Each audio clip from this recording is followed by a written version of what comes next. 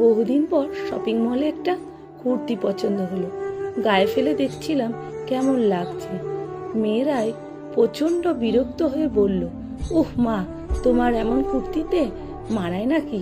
মোটা লাগছে। তুমি বরং আমার পছন্দ করা এই শার্ট ড্রেস দেখো কেমন মানাবে আমায়। অন্যমনস্কভাবে বললাম ভালো।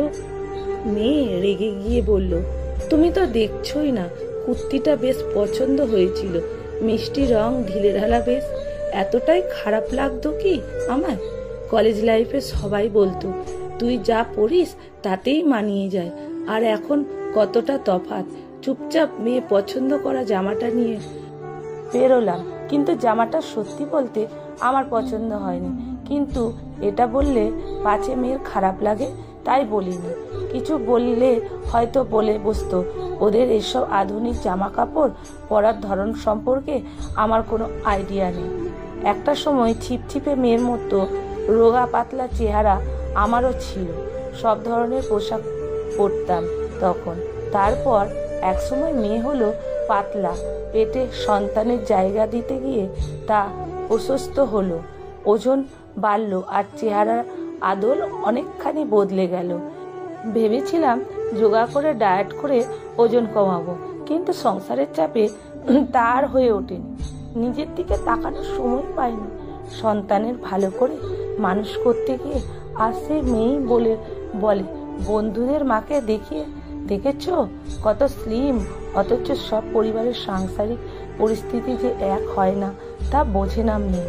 মেয়ের সাথে আস্তে আস্তে হেঁটে গেলে মেয়ে বলে, ও মা, একটু জোরে তো হাঁটতে পারো।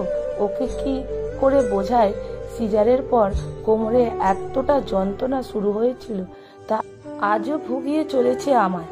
ভোরে ভোরে উঠে রান্না করে মেয়ের পছন্দের খাবার সামনে সাজিয়ে দেওয়ার পর সে যখন জেদ করে না খেয়ে উঠে যায়, আমারও চেঁচিয়ে বলতে ইচ্ছে করে, এই অসুস্থ শরীরে গরমে দাঁড়িয়ে করা পরিশ্রমটা কি কোনো দাম নেই?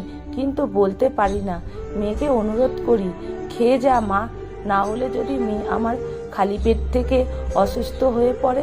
আসলে মা হওয়ার পর জীবনে অনেক কিছু বদলে যায়। বিসর্জন দিতে হয় অনেক শখ, আহ্লাদ, স্বপ্ন, যা ছেলেমেয়েরা একটু ভেবে দেখলেই বুঝতে পারবে। কিন্তু তাদের এত সময় নেই। মায়েদের অনেক ত্যাগের বিনিময়ে আমরা ভালো আছি, এইটুকু মনে রাখা আমাদের কর্তব্য। আর যাদের জন্য আমরা ভালো আছি তাদের ভালো রাখা, শখ পূরণের দায়িত্ব আমাদের। এটা ভুলে গেলে চলবে না। লেখা